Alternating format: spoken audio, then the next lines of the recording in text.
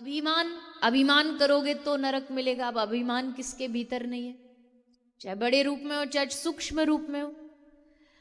तो कुछ अपराध पाप तो ऐसे जिनसे हम चाह के भी नहीं बच सकते, कोशिश करो प्रयास करो, पर कुछ अपराध ऐसे बचा ही नहीं जा सकता उनसे। तो फिर उन अपराधों से बचने का क्या उपाय है? उन अपराधों से बचने का एकमात्र उपाय है भगवान के नाम की शरणागति ग्रहण कर लो, भगवान के नाम को पकड़ लो, भगवान का नाम।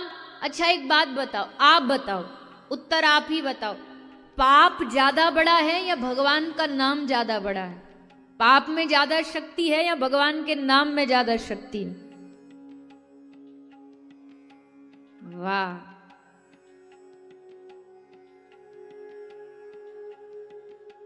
वाह वाह वाह वाह।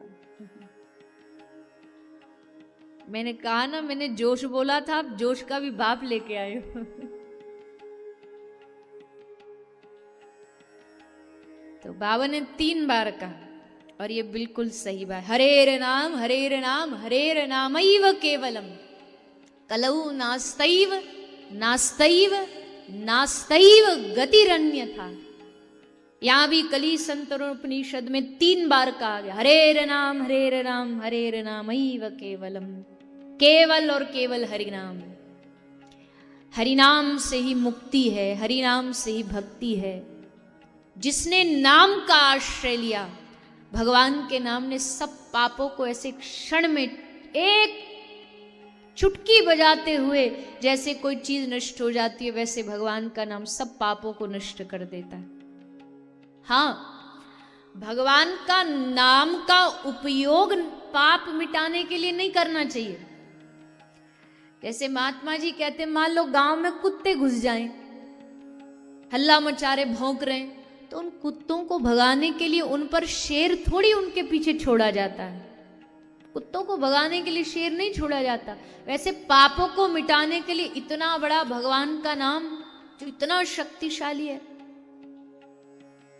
पर नाम में इतनी शक्ति कि अपने आप वो जो हमसे अपराध गलती से हो जाते हैं उनको नष्ट कर देता है।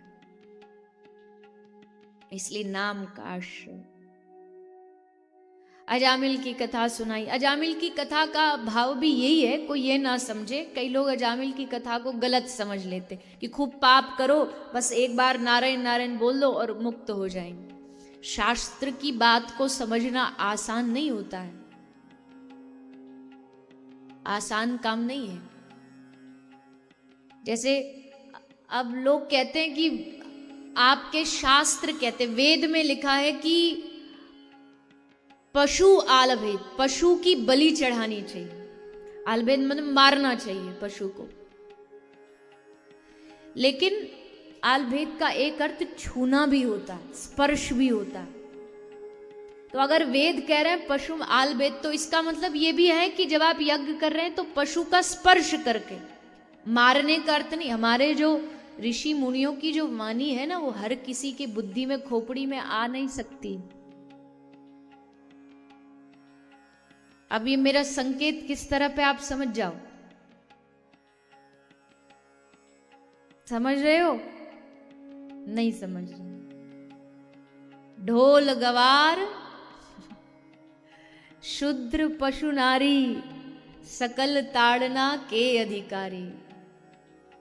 अजी हमारा अपमान कर दिया, नारी झंडा लेके खड़ी हो जाए, हमारा हमको कहा ताड़ना।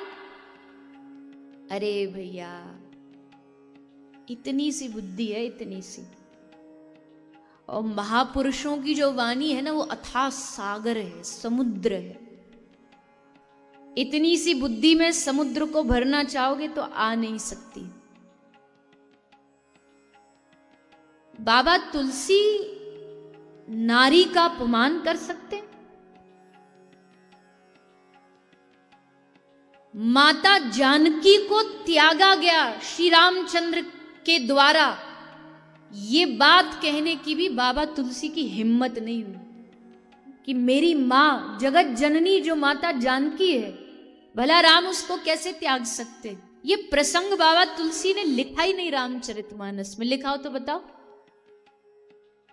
लव कुश संवाद ये सब वाल्मीकि रामायण में, अन्य रामायणों में वर्णन। बाबा तुलसी ने तो बस राज्याभिषेक किया, बस वहीं अपनी विराम की नहीं, इससे आगे मैं अपनी वाणी से ये लीला, ये कथा, ये बोल नहीं सकता।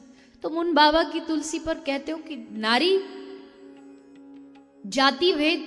अगर बाबा तुलसीदास जी जाति भेद करते तो बाबा तुलसीदास जी उस केवट की जो महिमा गाई है ना तुलसी ने, किसी अन्य ग्रंथ में नहीं गाई गई। वाल्मीकि रामायण में केवट की महिमा नहीं गाई गई, बाबा तुलसी ने गाई। शबरी, बाबा तुलसी कहते हैं राम जी कहीं और से जाना चाहते तो जा सकते थे, पर राम जी ने वो लंबा रास्ता इसलिए चुना क्योंकि उनको शबरी पर कृपा करनी। अगर बाबा तुलसी जाति को लेकर के ही इतने कॉन्शियस होते तो क्या इन महापुरुषों, इन भक्तों की बारे में वर्णन करते?